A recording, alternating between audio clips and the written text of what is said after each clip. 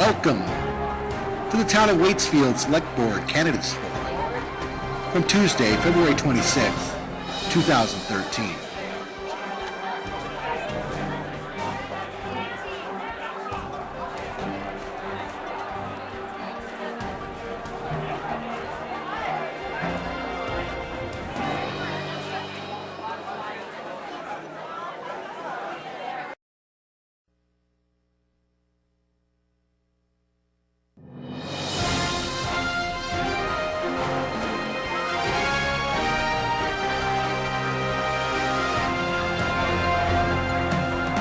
Welcome to the Town of Waitsfield Select Board Candidates Forum from Tuesday, February 26th, 2013.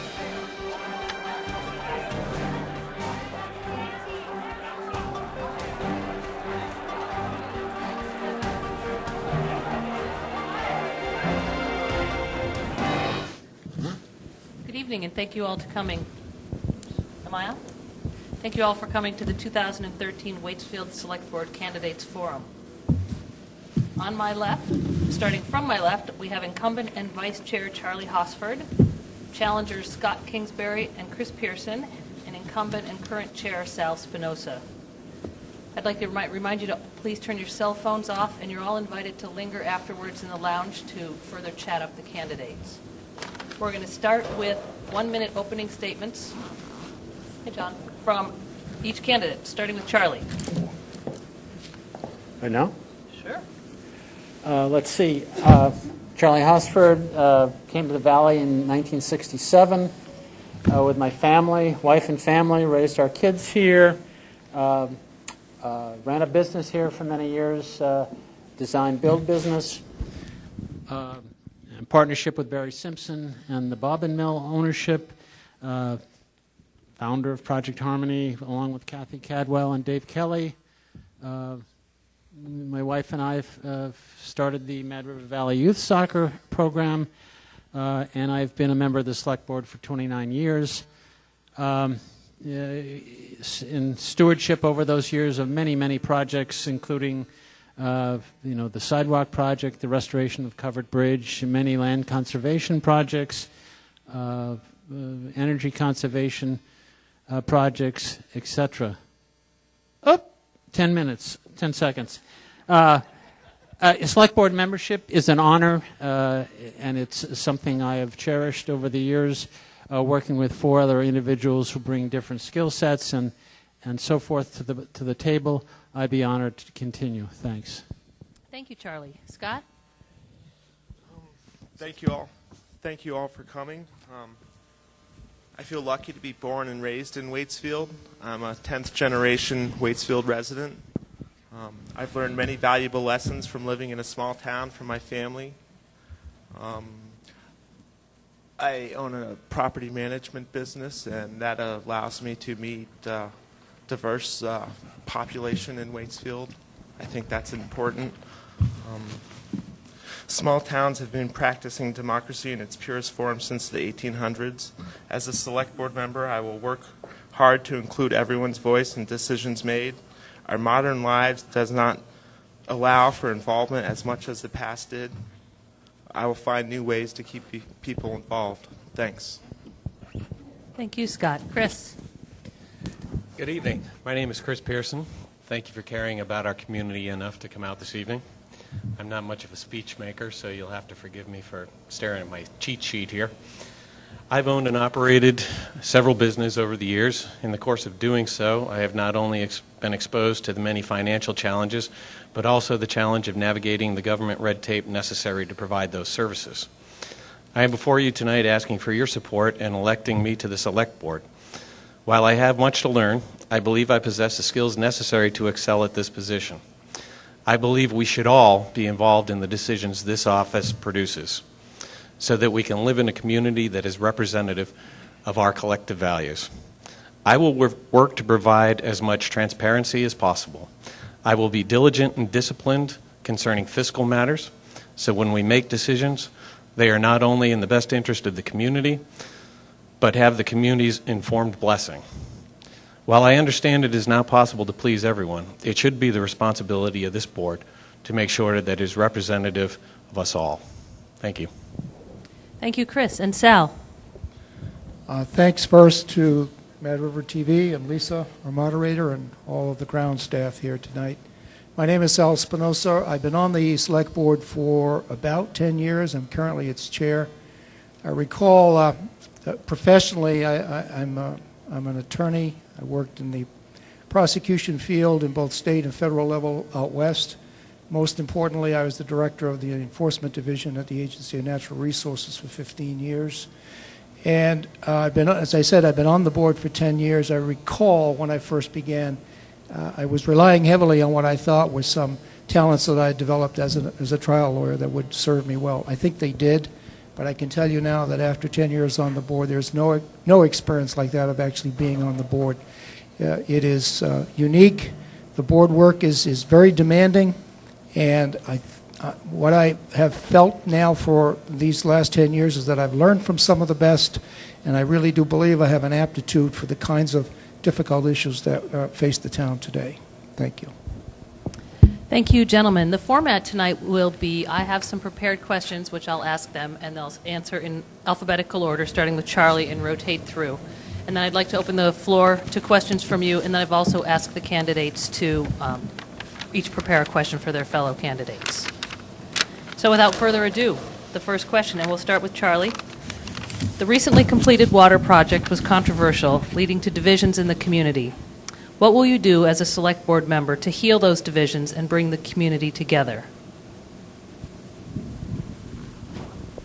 Well, the first thing the select board has done is to establish a water commission, which handles all the sort of technical and complaints about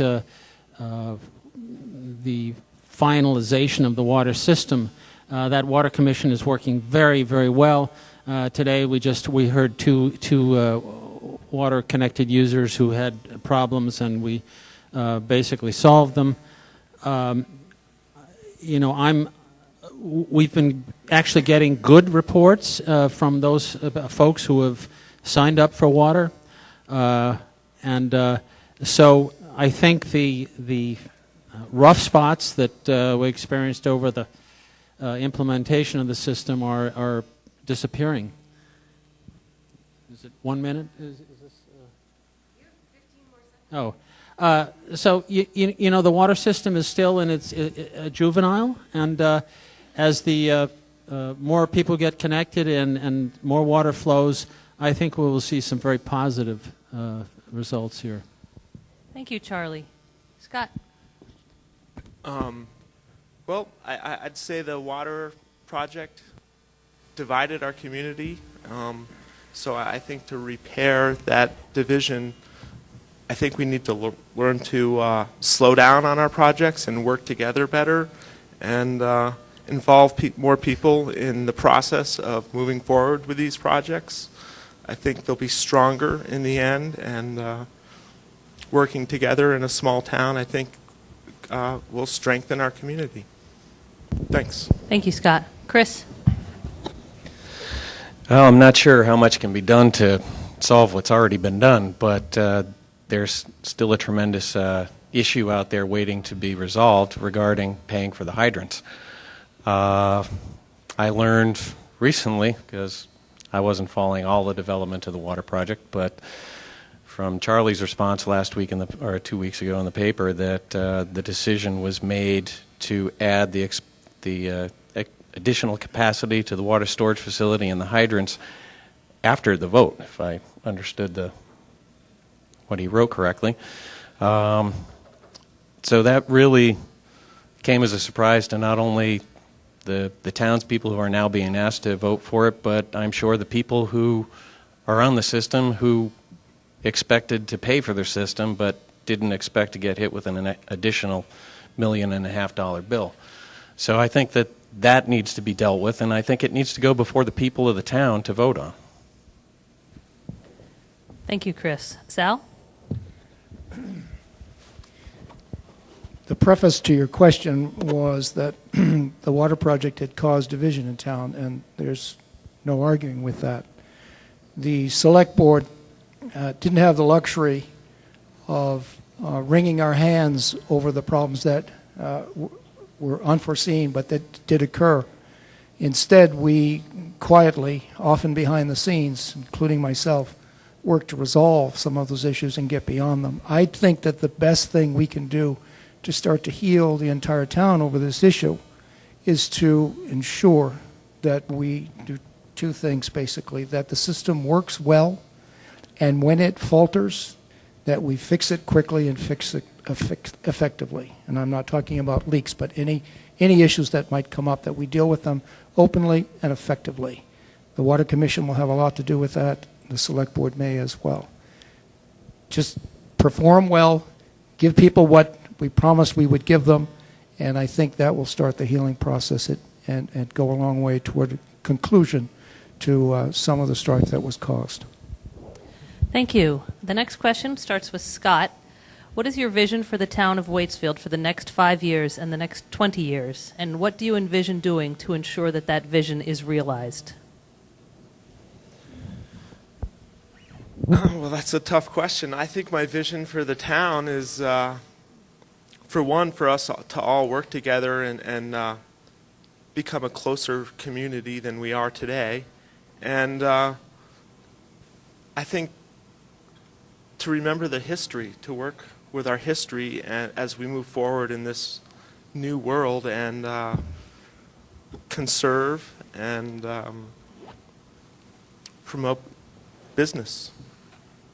Great. Thank you. Chris? Well, I think for me, I've got to go back to when I was a kid, and not even that far back, just go back 25 years ago. And this town was a community. When somebody was in need and somebody needed something, people came together and they helped the person out. I don't think I've seen anything like that happen in 20 years. Other than Irene. When Irene came out for a week or two, this place felt like heaven. I was truly impressed with the spirit of the community and everything everybody came out to offer. However, now it's over and everybody's gone back to their house, and I think back to when the discussion was going on about the condemnation hearings, and people came down with passionate pleas to stop it, and more than one person expressed their feeling that the community was dying, that it was being killed. We need to bring the community back together, and from there we can start to build. Thanks, Chris. Sal? Lisa, could I hear the question again, please? What is your vision for the town of Waitsfield for the next 5 years and the next 20 years? And what do you envision doing to ensure that that vision is realized? First, a comment to Chris's concern that there's been reports that people haven't helped each other out quite some time in this town. I've had exactly the opposite experience. Every difficulty that's ever arisen, I've seen people come out of their homes, and I'm not just limiting that to some of the rain events that occurred in 2011. So I think that spirit is alive and well. Have there been some controversies? Yes. What I like to see in the next 5 years is some rational expansion in the downtown area. I'd like to see folks take advantage of the water system and to see it work well. I'd like to see more people come on so that the cost of that system will go down, which is exactly what will happen. And I believe all these things are doable. The system was designed to accommodate that kind of rational expansion. But over the next 20 years, I have to say what I've said every single time I've sat up here for this forum, and that is, this is a small town. Everything that we do in this town, I think, needs to be to small town scale. I'm a proponent of that. Even rational expansion can still be done to small town scale, and you'll always find me in that camp. That's what I would see for the next 20 years. Thank you. Charlie? Yeah, I would have to disagree with Chris on the fact that the response and the general volunteerism and so forth is dead in this town. I think it's anything but dead, and I certainly have a tremendous passion, as do a lot of other people. A lot of that was displayed in the flood recovery and the community fund and all the folks that have come out over the years to volunteer. In terms of the next 5 years, I would like to see the renaissance of our downtown continue. the restoration of the covered bridge and of Bridge Street, the completion of the sidewalk projects, the building of our new town hall, and as a long-term vision, I would like to see the town involved in some sustainable and renewable energy projects that will, build toward the future of this valley. And those projects would include a solar orchard and some electric charging stations. Thanks. Thanks, Charlie. This next question starts with Chris, and the question is, what do you believe will be the greatest challenge that the Select Board will face in the next 2 years?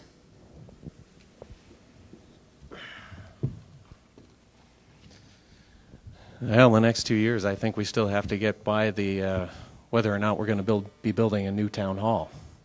I don't believe at this point that the support is there. I think right now we're moving a little too fast. However, I do believe it is a project that needs to be done. Whether or not the current project being discussed is the one that should be done or not is another story. But it seems to me there's still quite a bit of division there, and I think we need to get over that before we can proceed. Thank you. Sal? My quick answer to that question is in the next 2 years, I am strongly hoping for, and we're working toward what I call the appropriate sequencing of the various projects that are underway. Understand that some of these projects have been on the shelf for a long time, and they are now up and running. Some of them are about to be retired, and we should see some of that this year. And some of them will have to wait a bit, maybe within that 2-year framework. But they all need to be addressed. I'm a strong proponent of it. The answer shouldn't always be no. The answer should be instead when. And sequencing becomes really important. Understand that we have a lot on our plate right now. Some of it was not of our own making, and some of it was a product of having kicked the can down the road for too many years in the past.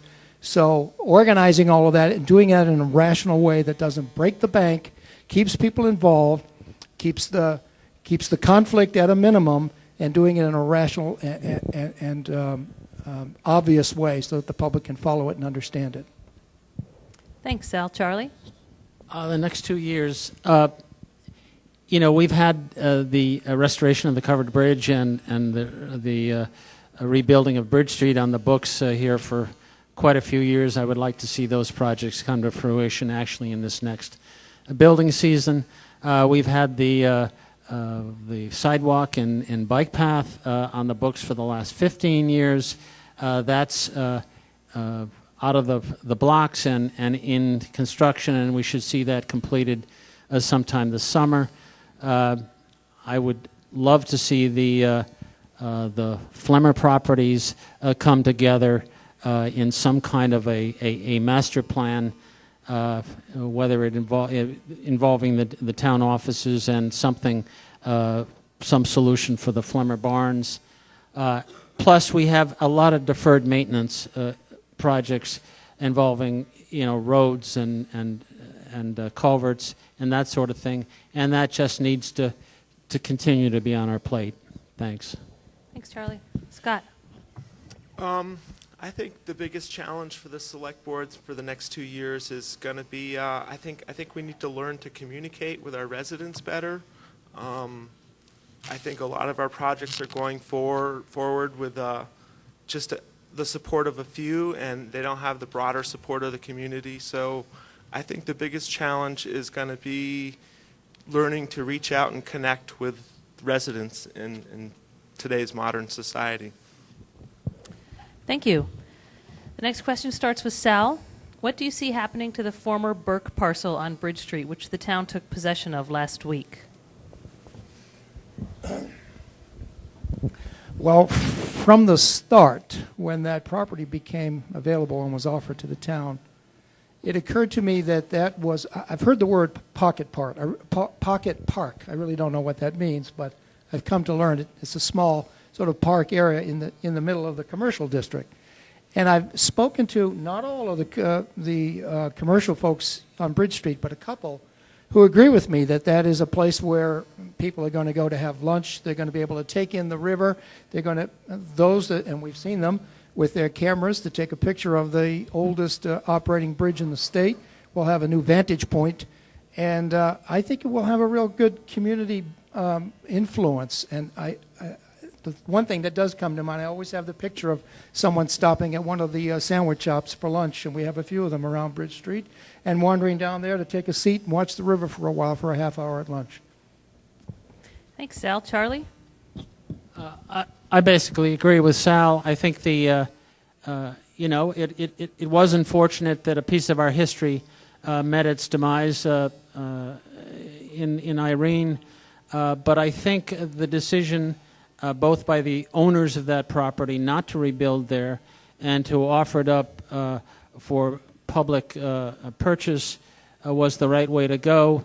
I don't think that is the proper place for a structure given our recent flooding and so forth. Having worked on the Blue Building for the last 6 months or so, I've heard a lot of discussion. I've been to that spot many, many times. I think it is one of the most cherished places in the valley to see the river, to see the bridge, and to just communicate with folks. So I think it's a great opportunity for the town to bring a new use to that place. Thanks, Charlie. Scott? Well, obviously, I've thought a lot about the Burke building. It's been part of our history for 150 plus years, and historically, I think that was one of the least damaged buildings on Bridge Street ever. Unfortunately, it floated away. I'm not really quite sure what I would see happening down there. I think that we should include our town in what we see down there. Just to decide that it's going to be a park, I think is, maybe one or two people's vision. I think we should all share in the same vision for that property. So I guess I'm just disappointed that it's gone, and we didn't have a chance as a community to support that building. Thank you, Scott. Chris? I guess my initial reaction is still the same as it always was, and that is I'd have preferred the building to have stayed in the private sector and for somebody to come in there and put something similar back there. Short of that, what's done is done, and at this point, I guess I'd like to see the site cleaned up so it's not all broken up concrete. I guess the embankment's going to be redone, which would need to be because that building always protected that stacked stone foundation that is currently exposed. So if we were to have an event like that again, we would probably lose the bridge at this point. So maybe put a gazebo there, clean it up, make it nice, make it attractive. Thank you. The needs of the Mad River Valley Planning District are changing. What role do you see for the Planning District, and how would you support those changing needs? And we're starting with you, Charlie. Well, first of all, the Planning District, has had a glorious, I think, history since its very beginning. It's had some fabulous directors, including the current one. It has served different roles in terms of focusing on different projects in different communities. Those have sometimes different communities have benefited maybe unfairly, but I think over the years that has balanced out. In terms of a new role for the Planning District, I'm not really sure. They are in so many different projects, and I guess I would just see either adding an assistant to that job or reducing the number of projects that they're deeply involved in. But I definitely would not see them disappearing. Thank you, Charlie. Scott? Could you repeat the question? Sure. The needs of the Mad River Valley Planning District are changing. What role do you see for the Planning District, and how will you support those changing needs? Well, I think planning for our town is very important. I think historically, history would be important for the planning district as we shape our future of our town. Thank you. Chris? Well, the planning district certainly is unique in the fact that it is really dealing with the needs of 3 towns, and certainly the character of all 3 towns has changed dramatically in the last 25 years or so. I think they got to basically stay their course. I think it would also behoove them if we could get a little more exposure to it, so we got more input from all of the towns. Obviously not just the citizens of Waitsfield, because everything that they do is taking everybody into consideration. Thank you, Chris. Sal? Well, the first comment I make is I sat on the planning district for a while, and we always have a rep on the district. It's Bill Parker now, but I sat on it for some time, and I'm pretty certain that we've expanded it now from the 3 towns to 4. Moortown is now an active member. Sugarbush always has been. And one of the things that I'd like the planning district to consider is to now envelop the entire House district, actually, and maybe possibly at least think about the possibility of inviting Duxbury to the planning district as well. As far as their agenda was solid when I sat on that on their steering committee. They dealt with things such as transportation and energy and commerce and the path, which is taken up largely by the Path Association now. And that agenda was correct then. I think it's correct today. And I hope that they will continue to just plow ahead on that same agenda. They have an executive director, by the way, who is loaded with energy. And if there's anybody that can get some of this done, he can. Thank you, Sal. The next question starts with Scott. For the past 20 years, Waitsfield has supported land conservation through its Conservation Reserve Fund and its partnership with the Vermont Land Trust. Do you believe the town should continue its efforts to protect farm and forest land and recreational trails? I think those 3 things are very important to our town, and so yes, conservation. Could you? Conservation Reserve Fund and in partnership with the Vermont Land Trust. Do you believe the town should continue its efforts to protect farm and forest land and recreational trails? Well, yeah, I think that shapes our valley tremendously. The farms and the recreation trails. I think that's a large part of what we're about here. Thank you, Scott. Chris? Absolutely, especially the farmland. It is the character of this valley. However, I don't think that the acquisition of Burke Studio necessarily fell under that category.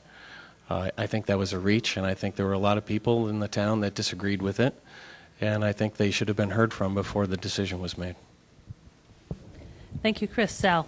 The Conservation Fund is really important for the purpose of helping to set aside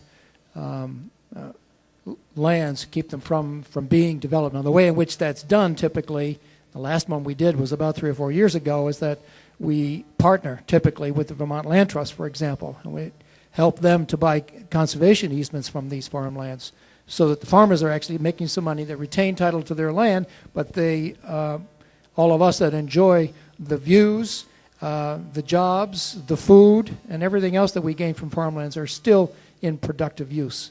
And I'm wholeheartedly in support of the use of that conservation fund for purposes such as that. Thank you, Sal. Charlie? Yeah, in my tenure on the board, I can count at least 8 projects that I've been involved with that the our conservation fund has contributed to in partnership with the Land Trust. And these projects range all the way from the Wu Ledges to the Hartshorn property to the Tardy property, and on and on. And the sort of menagerie of open land and forest land that these projects have preserved in this town is really exceptional. And I don't see backing away, frankly, from that effort ever. Thank you. The next question, we're going to start with Chris, and it's a long one, so pay attention. Waitsfield's moving towards a decentralized septic system, which will be driven by private development using a revolving town loaned fund. How do you see this system working in terms of long-range planning for municipal septic disposal in Waitsfield Village and Irisville? How do I see it working? Unfortunately, I see it working as development. And while controlled development is nice, I don't necessarily want to see this turn into a catapult for development to explode in certain sectors of town. So I certainly have concerns about that. A lot of the problems, people who have problems with septic, we're supposed to see relief from the water system. So, who are these people and what exactly are the problems that they're experiencing? Or are we looking to do this so that we can cover up the grant that we took before for the big pipe system that now needs to be repaid unless we can find a creative way to do something so that we don't have to repay that? Thank you, Chris. Sal?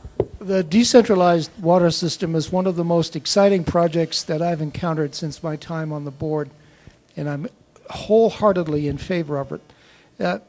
When the big pipe system failed by town vote, you have to understand, we were trying to put a system into place for which we didn't have really the federal support. If you didn't put your big pipe system in back in the 70s, you probably weren't going to be able to put it in.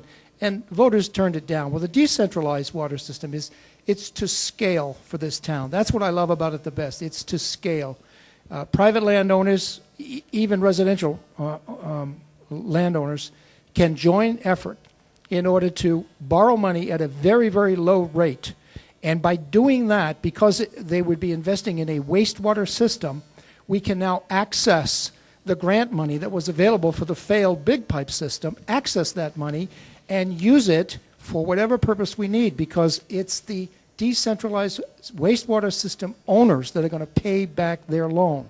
So we can now access that money that's been sitting there earmarked for us and use it for whatever purpose we want. And the one that is at the top of the list is to pay down the engineering costs associated with the failed big pipe system, the system that is no more.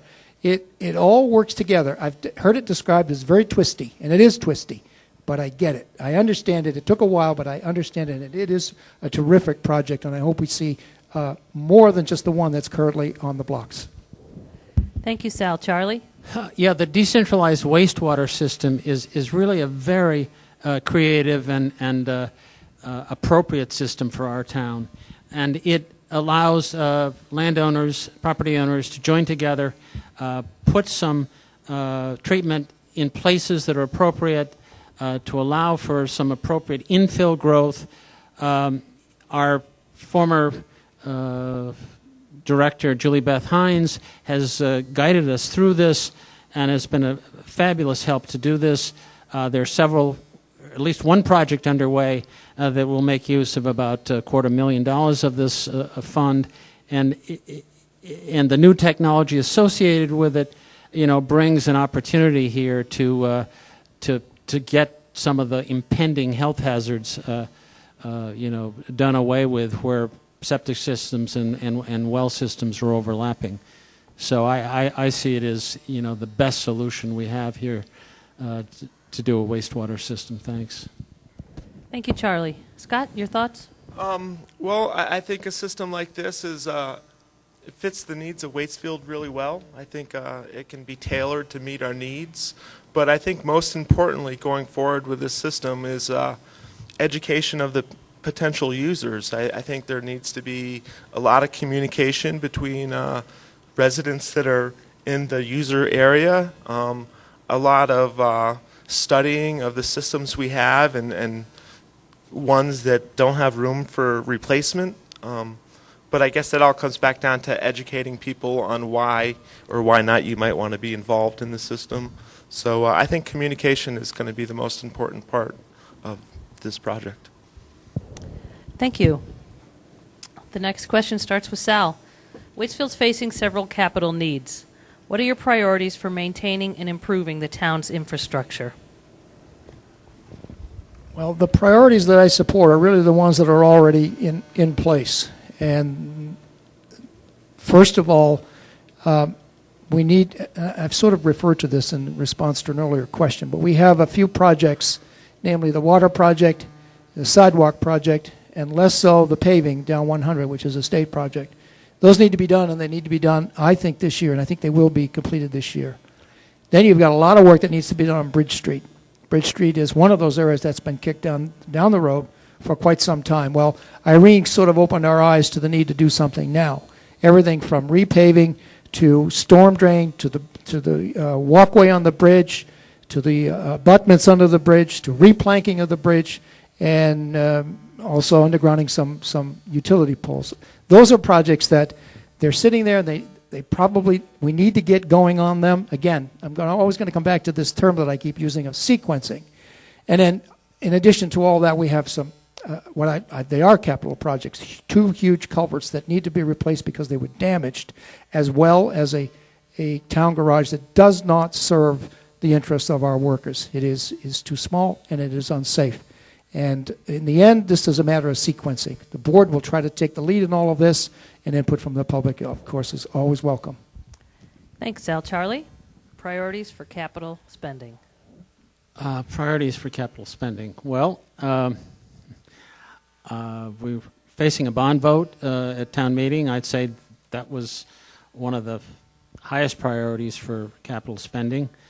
We do have some deferred maintenance on infrastructure, and Sal just outlined those. One thing that we've instituted in the last 2 years is a budget committee, and we're seriously looking at shifting some of our capital expenditures to long-term loans or to bonding to make these things more palatable instead of reserve funds. But Bridge Street, covered bridges, both of them, and the repaving and stormwater project on Bridge Street is definitely high on the list. Thanks, Charlie. Scott? I think as a small town and our capital budget, we need to separate our wants versus our needs as we move forwards. Our roads and culverts are a big need for our town. We have many roads and culverts that need repair. So I would say that's a large chunk of money right there. Rebuilding Jocelyn Hill and big culverts that need to be replaced. And wants versus needs, I think with a struggling economy, I'm not sure as burying power lines is a top priority for the needs of Waitsfield. Thank you, Scott. Chris, spending priorities. Well, first of all, I think we put the town hall on hold until we get more consensus on it. Secondly, one of the biggest issues that we saw with Irene, we saw it in '98, is when we're in flood, you can't get from the east to the west in this valley. And if there's people in need, you've got problems. If we lose one of the bridges and it starts going downstream and causes a chain reaction, then what are we going to do? I would like to see something done so that we actually have a bridge that will function from east to west. And I think that ties in with Bridge Street. I think a lot of the repairs that are being discussed for the covered bridge right now are more Band-Aid than they are fixes. And that ties in with what we're talking about doing to Bridge Street. So I think until we come up with a real plan and what to address, which, according to Patrick Ross, is the engineer from ANR, which is to fix the abutments. They got to be made bigger. They got to let more water through because we've done more development. There's more water getting down into the river faster. We got to do that, or we're going to lose the bridge, and we'll lose the village, quite frankly. Thank you, Chris. I'm going to turn now to the candidates' questions for each other, and I drew your names out of a hat randomly to come up with the order of whose question gets asked to whom. So the first question I'm going to ask is Scott's question, and so you'll answer in the order of Chris, Sal, and Charlie. Got it? Okay.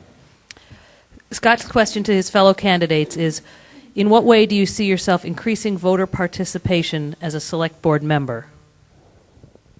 So we'll start with Chris. Read it again, please. In what ways do you see yourself increasing voter participation as a select board member? Well, as I said before, involvement. People are involved and they feel like their voice actually means something. They're going to participate more. I also mentioned in one of my responses to one of your questions is I'd like to see a program where we get our students involved in it. So students come in, they see how we work, they develop a sense of civic pride, and when they go back to school or they go home and eat dinner with their families, they start talking about it. And if you're sitting there with your son or daughter at the dinner table and they're talking to you about what's going on with town politics, you're going to be involved. Thank you, Chris. Sal? Well, the board makes an effort, a big effort, to try to get people involved. And I think what we need to do is to continue to capitalize on those efforts and maybe expand them. Our meetings are open to the public. Our meetings are taped and run on local TV. We all have phones, and we're available if people have questions. The Valley Reporter covers everything that we do. We have minutes that are available to the public. Our town administrator every now and then writes summaries of some of the more important things that are going on. And this is one of the newest things, and this I've sort of promoted this, and I've pushed this as hard as I can. When we develop commissions and committees to study one thing or another, I've realized I have to say to the committee people, be sure that you make an effort to try to involve those people that have a contrary point of view. And that is my own personal way of trying to get a wider range of involvement, particularly from those that have contrary points of view. The last thing in the world I want is for us to reach what we think is an informed decision, only to discover that we've left out a whole block of the town because we haven't heard from them or we haven't dug deep enough to get the message to them. Thank you, Sal. Charlie? You know, this is one of the most sort of perplexing pieces for me over the years is how to engage the public in local governance. And, you know, we conduct more public forums and more public hearings than I think all the other towns combined in this valley. You know, we are taped, or the tapes are run endlessly. You know, we put our minutes online the day after the meetings. You know, we have a website that's a town website that's unbelievable. I frankly am a little stymied as how to involve more people in town governance. And the way that I see it most clearly is when there is a volunteer project where people can actually contribute, you know, by doing something that has, you know, a visible result. You know, people do get motivated and they do become passionate, and that carries over often into other forms of participation. So I'm a big fan and a big proponent of volunteer efforts. And some of those have just produced, you know, new recruits, if you will. Thank you, Charlie. The second question drawn out of my hat was Sal's question to hit the other candidates. And his question is, what are your thoughts on the many public sessions designed to gather information and develop a plan for the siting of energy generation projects, particularly as it relates to wind power? So, Charlie, you're up first. As we all know, this has been a local issue. It has certainly been a state issue, and the Public Service Board and the Natural Resources committees have been at the heart of this in Montpelier. And our local planning board in this town has actually written a very innovative section in our new town plan on energy, which asks basically the Public Service Board to look at local ordinances and local preferences when they consider big-scale projects, particularly. And wind, of course, brings up all the hairs on the back of the neck, because that involves deep involvement with wildlife and access roads and possible noise and visual our visual landscape. But I think things are changing. I think the Public Service Board has a major problem on their hands, or a major challenge on their hands, to be more involved with what local towns are putting forth, and so I see this as a state issue that's going to be discussed for some time. Thank you, Charlie. Scott? Wind's a huge issue in Vermont right now. I think education goes a long ways towards learning about wind power. I think we should step back and slow down and stop and look at what we've done and what other people have done and see how that balances. And I think conservation is the biggest answer to our energy needs. Thank you, Scott. Chris? Well, with regard to wind, I think the answer is no, plain and simple. Bridget's mother lives down in Lenox, Massachusetts, and we go down there a few times a year. And every time we go past the turbines in Pownell, we go down there 3-4 times a year for the past 15 years. I haven't seen one of those blades spinning once. The Skinner Barn had a seminar a couple of years back where they brought in a site planner for wind farms, and he came in and he said flat out, no, there's no wind here. You cannot support wind on these ridges. He did say that, however, that solar was an option. However, solar, I'm afraid it's just not there yet, so I think we got to slow down. There might be tax credits to help do this, that, or the other, but I don't think that it's quite there yet. I have a friend here in town who jumped on board, spent $30,000 putting in his solar array, and it's operating at 40% of what they said it would operate at. So I think we got to slow down. We got to make our choices and make them wisely. Thank you, Chris. And the third question is Chris's question to his fellow candidates. Do you feel the Select Board has the proper understanding and support of the town to move forward on a bond vote for the town offices? And we're starting with you, Sal. Well, my quick answer to that is yes. I think that the town certainly has available to it all of the information that I think is available. The task force went to great lengths to include the public in many, many public meetings. Many things have been, many mailings have occurred. There's been forums. They have met before the Select Board. We've invited comment upon comment. Even the Select Board, once we had narrowed it down really to one site, retrenched in order to consider that second site. As you probably know, there were 2 final candidates for the appropriate site. So we reopened that as well and invited the public again and allowed further discussion. And in the end, the task force, I think, did its job, and it made some very valid points about why it is that the selection made is the right one. We considered all of it. And if you watch this at all, it was not a painless exercise in the least. And it brought out some very, very hard, strong, and conflicting views. And as the decision makers, we had to decide, and I will tell you, I deferred heavily to the hard work that task force did. Thank you, Sal. Charlie? I've been a member of this task force for 2.5 years.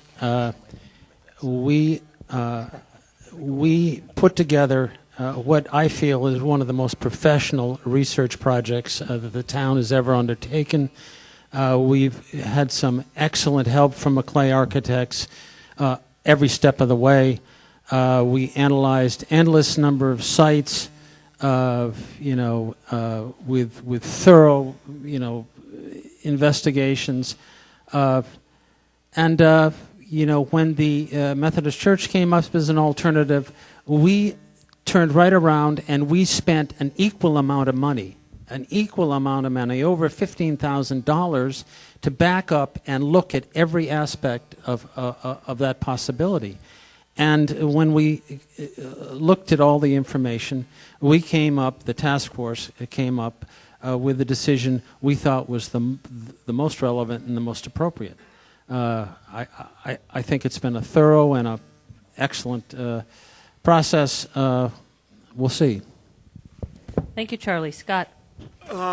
Well, I would say no. I don't think they're ready to move forward with a bond vote. It seemed the project was a little rushed in the end with, just switching back and forth between the church and the new town office building. It seemed like it was awful late in the planning stages to be considering other sites, and I think if the process truly worked well, we would all be working on one project from the beginning. So I think we need to change how we identify the needs of our towns. We need to take smaller steps, and we need to include more people. Thank you, Scott. And finally, we have Charlie's question to his fellow candidates. Envisioning a renewable energy future for the Mad River Valley, what kind of large and small-scale projects would you support, assuming local tax dollars were required to jumpstart these projects? And we're starting with you, Scott.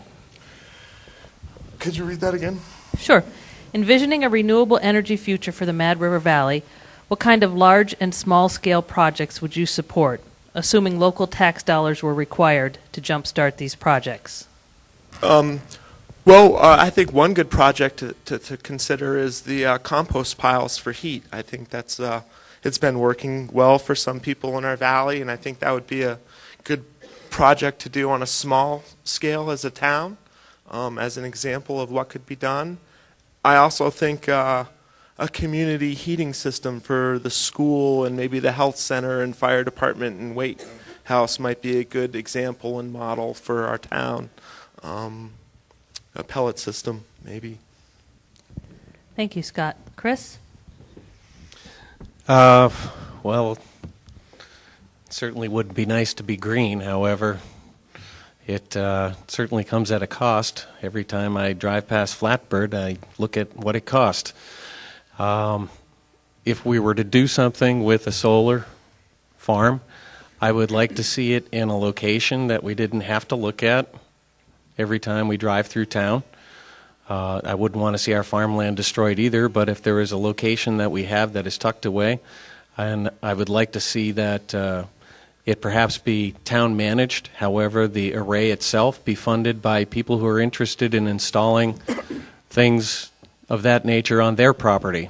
Instead of having it on their property, they could pay for the installation of their array in another location, so it was all centralized. Thanks, Chris. Sal? Well, this question touches on an important issue, because at the tail end of the question was a reference to going to taxpayers. This is a tough time to go to taxpayers, but I will tell you that the whole issue of alternative energy sources really can't wait and shouldn't wait for a lot of reasons. And I'd like to see us as a community get behind, and to the extent, including taxpayer money, but also to the extent that we can access other money from other sources. Anything other than the large-scale commercial kinds of projects. I might include in that small wind, but I've got to see what small wind looks like. I've heard about small wind. I want to see what small wind looks like. Solar orchard is something that has been worked on, and microhydro. We hear a lot about microhydro, and I understand some elements of it, but I don't see a lot of work in that area. I'd love to see some exploration done on that subject as well.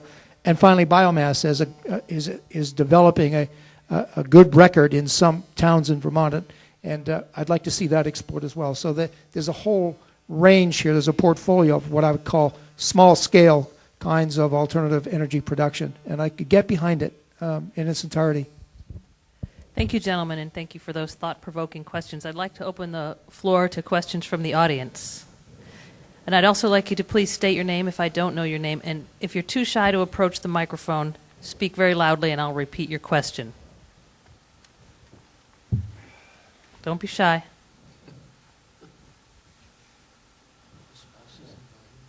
Spouses are allowed to ask questions, but not leading questions.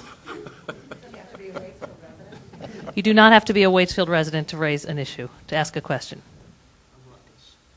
A ruckus, right.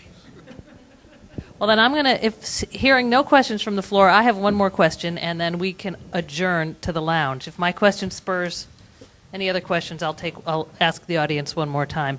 My final question, and we're back to Charlie starting, is does the existing MAD bus service that services the valley and the ski areas meet the community needs? Is it properly funded, and how could it be a better service? You know, honestly, every time this comes up at our joint select board meetings in November, a lot of people just scratch their head and say, gosh, you know, it's still heavily funded by Sugarbush. And I don't know how many local people actually use the bus service. But somehow, at some point, we need some kind of public transportation to function, you know, in this valley. And I guess I would have to say, you know, I'd hate to see it disappear. I think it serves a great need for Sugarbush and getting folks back and forth to the mountain. It certainly benefits the businesses. But it is heavily subsidized, both, I guess, federally and statewide and by Sugarbush. So I'm a little, you know, I'm not sure where that's all headed. Thank you, Charlie. Scott? Well, I don't really know a lot about the funding of the MAD bus, but I do see people riding it occasionally. I see it stopping in town, and I think that's great to see. They're usually in ski gear and getting a ride to the mountain. I've ridden it myself to the mountain, as well as getting picked up at Slide Brook. I think it's great for skiers, but I'd certainly like to see more opportunity for people to ride it locally. Do you think he meant Slide Brook the Tavern or Slide Brook the ski run out? Sorry, who could resist that? Chris? Well, I think before you can throw any more money at it, you got to find a way to get more people on the bus. Certainly see a few people on it, but I see it empty more often than I see anybody on it. So, you know, the concept is to actually transport people to save people from having to be driving their car or their truck or what have you. But if that thing's running up and back and forth half its trips without anybody in it, we're doing the exact opposite. So I don't know if there's a way we could get, you know, more sort of commuter lots around the valley so that people knew designated spots to go to where their vehicle would be and could be safe, that they might be more centralized. It's a tough one because everybody has a car here because you have to if you want to go somewhere. Even if you want to catch the MAD bus, you got to drive to where you get it. So it's a tough one. Thanks, Chris. Sal?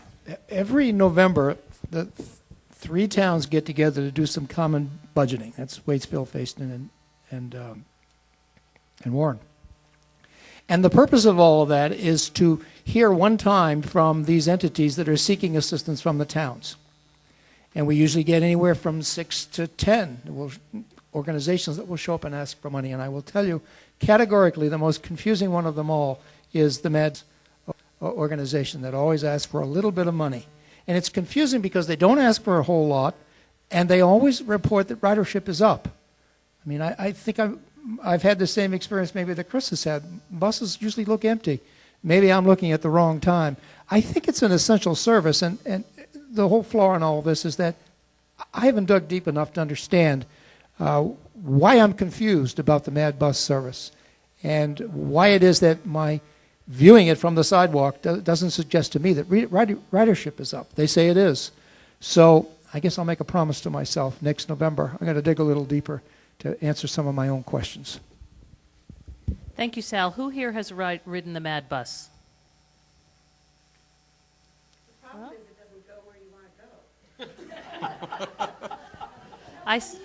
Home, James. It's a mountain, but you have to like ride around a very long time. If you want to leave your car in Warren and get to Waitsfield, or vice versa, go to work, pick up your car after an oil change or whatever, it just doesn't do that. Let's take that back to the next November Tri-Town Select Board meeting. That's okay. A question in the back. Can you state your name, please?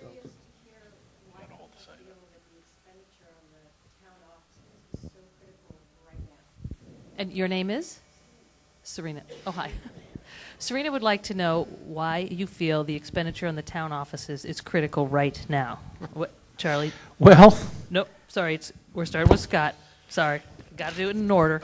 Well, I actually don't think it's critical right now. I think the project's been rushed. I don't see the office shutting down next year if the new office building isn't built this year.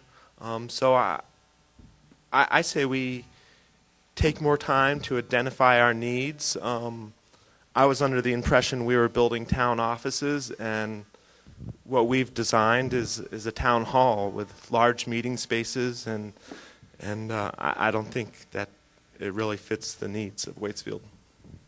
Thank you, Scott. Chris? Again, I don't think that now is the time, because I don't believe we have consensus. If we had consensus and we wanted to spend $5 million on it, well, I guess then go ahead and break ground tomorrow. But I don't think we have consensus, so I don't think we need to spend the money right now. I think while I saw the brochure on the building and stuff, it looks attractive enough, I guess, but it seems like a great expense for what we're getting. It seems we could probably find another way to do what we're doing get more bang for our buck. Thank you, Chris. Sal? I think maybe the short answer is critical mass, and that is this issue has been around longer than I've been in Waitsfield, and that's just shy of 20 years now. And in combination with what happened during a couple of floods, the one in '98, I believe, as well as Irene, that caused flooding in the current town offices.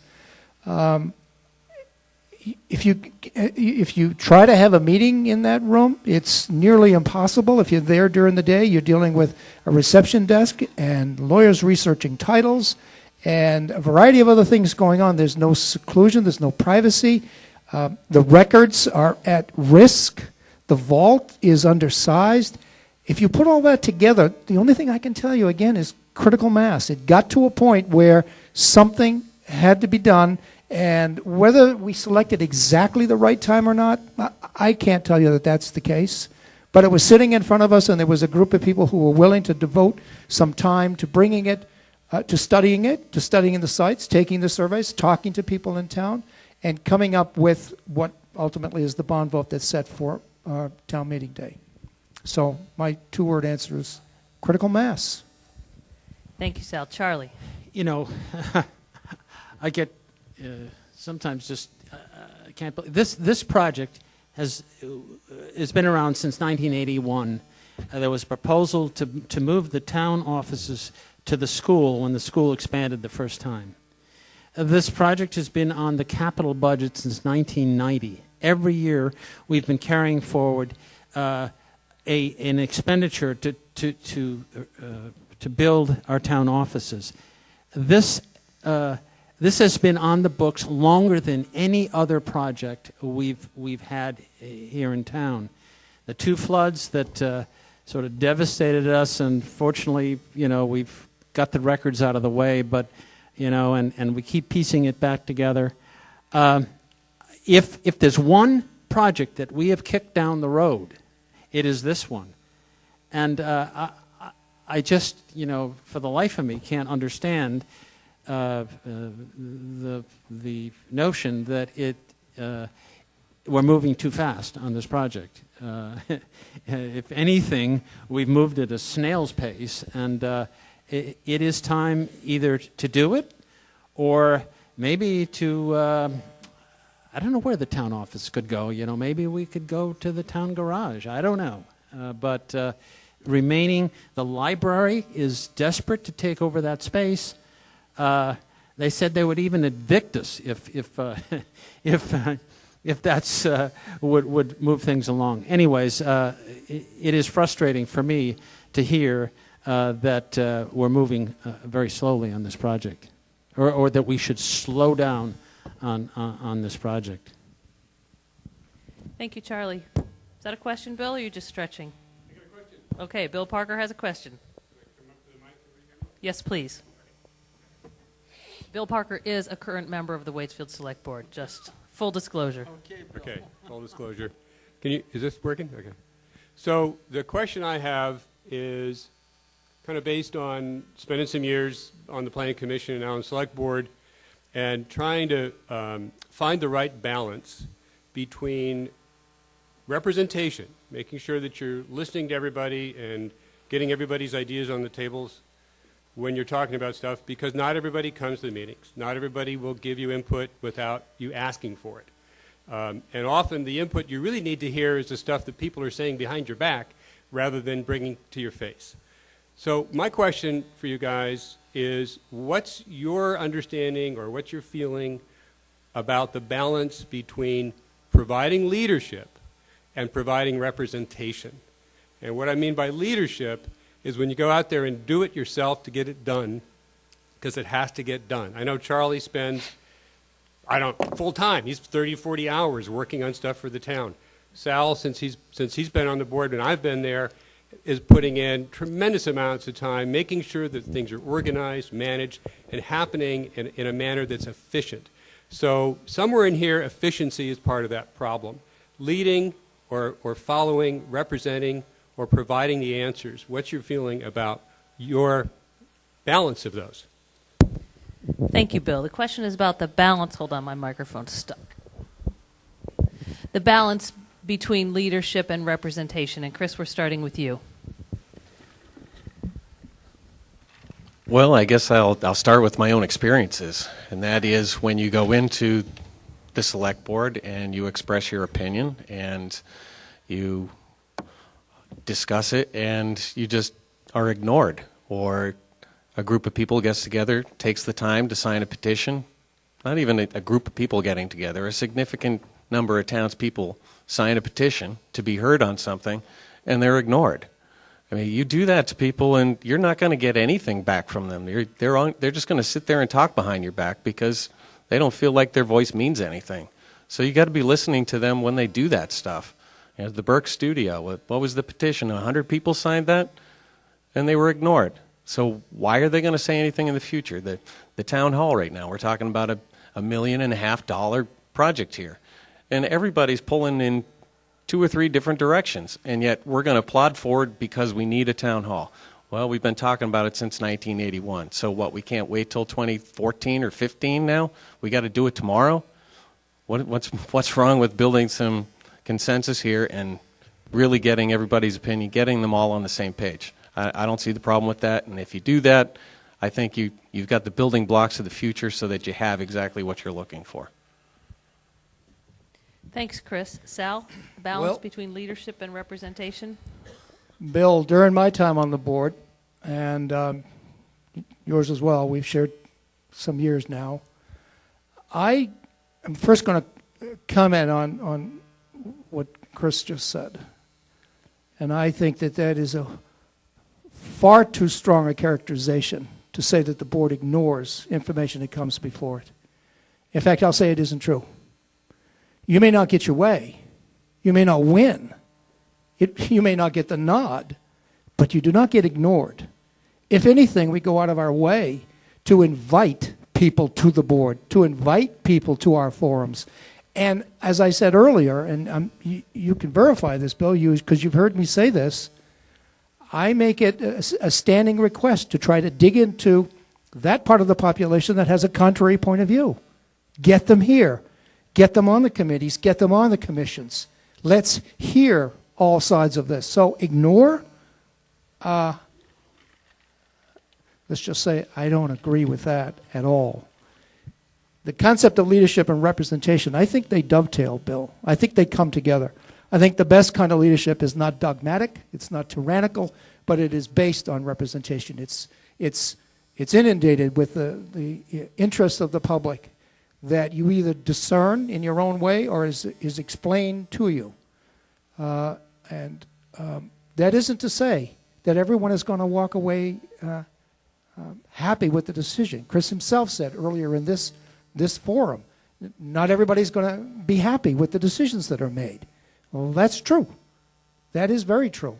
But what you want to be able to say, and I think this is the key of leadership, is that everything that we had to consider, we considered.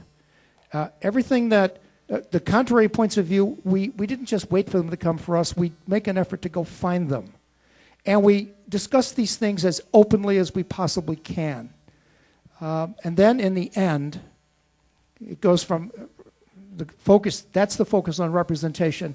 It shifts over to leadership. As it was pointed out to us more than once, that at some point the board has to find its backbone and understand it's done all it can do, make a decision, stand by it, be ready to explain it if necessary, and move forward. So I see the two as dovetailing, and I see it in that way. It's a 1-2 step. Thank you, And Sal. when it's done that way, I think leadership is the most effective. I didn't see your sign. Charlie. Yeah. Coming from the Are you in charge of that? I think she is. You know, I think, you know, local governance is it is really an honor to serve in the capacity of a select person. And one of the things that happens on a 5-member board is, particularly at least in my nearly 30 years on the board, you bring together a diverse set of skills and backgrounds and personal interests, and you take on challenges that vary dramatically, you know, from vicious dog issues to big, you know, bond, financial, fiscal commitment issues, and those things are discussed endlessly. You know, we do not ever. In fact, sometimes, we accuse each other of let's make a decision. Let's get on with this project. Let's not look, deeper and deeper into this thing. And when we need professional advice, whether it's legal advice or engineering advice, we go out and seek it. We have the luxury in this town, frankly, of being able to afford those professional services to inform us and make better decisions. So I think, from the leadership side of things, we have a tremendous asset here. And we divide up. We make task forces. We make committees. We make, commissions, to take on some of this work. We have an administrative assistant who is just phenomenal. We go out and get the grants. We do things that most communities in the state can't do. We look at Granville and Hancock, and we say, they should be the ones getting some of this money for the culverts and stuff. We make the applications, we get the money, and sometimes I think, wow, but local governance has so many layers to it, and I think we do a pretty damn good job, making it happen. And I'm just, sort of honored to be a part of that stop. Thank you, Charlie. Scott. I think leadership in our select board is a very important thing in a small town like Waitsfield. I think, participation needs to be more than just expected in a small town. The select board needs to do more work than just, if they're going to have a task force and there's 6 people knocking on their door that want to belong, that's great that those 6 people are interested. I think it's important for the select board to realize, hey, we need to do better than those 6 people that are pounding down our door. We need to, find new ways of including people, whether it's asking members from the fire department to be included, or maybe, the coffee group down at Kenyon's, maybe we're going to ask them to be on a board too. We need to look for new ways to include people. We also need to be careful not to poll our residents of town and then throw away the answers to the poll because they don't meet what we wanted to hear. I think that's, irritating and drives people away more than encourages them to be part of things. So I think working together and looking for new ways to include new people and making sure we have diverse boards. Lisa, can I just add something to that, too? Oh, Everybody that's else wanted- highly against protocol, but all right. You didn't get as much time as Sal did. That's right. But Bill's question was about leadership and representation. If you don't have consensus, then by default you don't have the right to lead, because at that point, if you're taking leadership, all you're doing is advancing special interest. So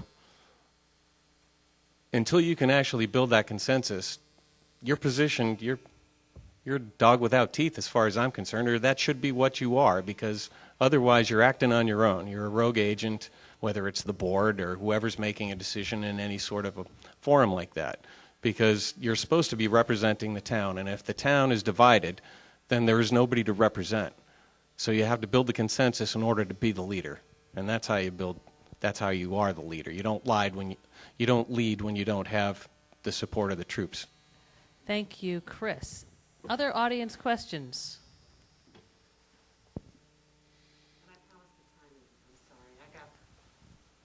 Caught up in the moment? Well, I don't hear any more questions. So I'm going to thank The Big Picture for hosting us. Oh, wait, we have a question from John Bridgewater. So what personally inspires you and drives you at this particular time to either maintain the office or seek the office? John Bridgewater's question was, what personally inspires you or drives you to either maintain the office and seek the office? Great question. Thank you, John. And we're starting with Sal. And really, it's only a minute. John, in the beginning, it would have been more difficult to answer this question. I was interested. I'd never done anything like this before. And, I don't know, a spark went off. And I said, I'm going to do something out of my wheelhouse. I want to do something different. And I want to do something that I really have never experienced before. And a small town was the invitation to do that. Now that I've been there a while, I can tell you that I think that what occurs to me is I'm suited for this. I'm suited for the heated moments. I'm suited for the discussion that needs to take place. Having been the chair the last year, I didn't know how that was going to work out, but I really enjoyed it because I like managing the meetings and making sure that everybody gets their chance to be heard and that we do things in accordance with usual decorum. So I believe I have an aptitude for it, and I believe that I'd be wasting that if I didn't apply it on this board. Thank you, Sal. Charlie? John, you could probably answer for me a little bit. I'm passionate about where this community has been, where it is, and where it's headed. I love being a part of that process. I think I have some good skills, maybe better than good skills in terms of stewardship and in leading projects, particularly those that involve engineering and building and construction and things that I have a background in. I have a passion to see things happen. I get a little impatient, with projects that drift on for, 10, 15 years, when, but I can hang in there. I love, working with people. I love communicating, and I have the time to continue that. Thank you, Charlie. Scott? I've grown up here my whole life. I've had family that's lived here since the 1800s, so I care a lot about Waitsfield. And I felt like Waitsfield struggled a lot in the last few years, and I think that's bothered me a lot. So I think that's been a big inspiration to me. I think if we learn to work better and consider people's needs a little better, I think this could be a lot healthier place to live.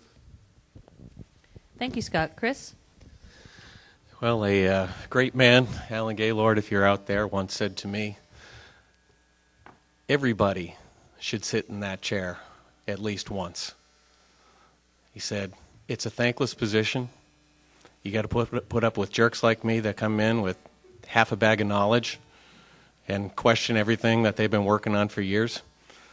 And it should also be an honor to be able to sit in that chair and work for your community. Thank you, Chris. Don't be shy out there. Can't see. Issue or whether it's a local preference, but it's your call. Bring it up, do whatever. I think frankly, I've had a lot of contact with Bob Vassar over the years. Bob Vassar is probably going on 40 years on the Fayston board. Still serves them very, very well. So I'm not sure term limits for local governance would be a great thing, but it's up to the populace. Thank you, Charlie. Scott, term limits. Well, I think term limits would be great for the select board. It encourages more people to be involved. I also think that, after being on a board for a certain amount of time, you get a little too comfortable. I think term limits are good.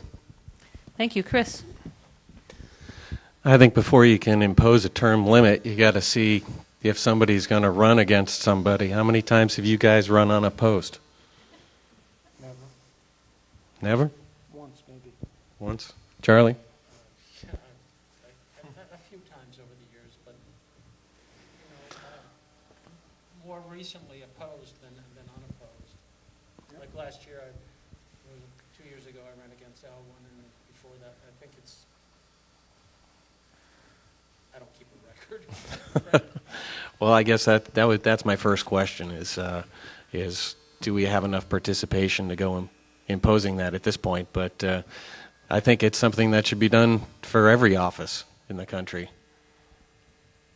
Thanks, Chris. Sal? Well, your question, Jerry, was, as I recall, what would prevent you from imposing term limits? And I don't really know the answer to what would prevent you. I don't know that anything would prevent you. It's probably a statutory matter, and that's the only way you would be able to affect term limits. So I don't know that you could do it for any particular town. I think if you did it for one town, you'd have to do it for every other, which means it would be a legislative subject. That's a bit of a guess, but I've never explored it. And I certainly can see the value in term limits, but I can also understand the downside. A lot of knowledge goes out the door, and maybe before it should. Thank you, Sal. Audience questions. Going once. Going twice. All right. I'd like to thank the Big Picture for hosting us, and I'd like to thank all of you for coming out tonight to learn about the people who want to represent you. And I'd especially like to thank these 4 people who care enough about their community to want to do this job. We're lucky to have such qualified candidates. Thank you, gentlemen.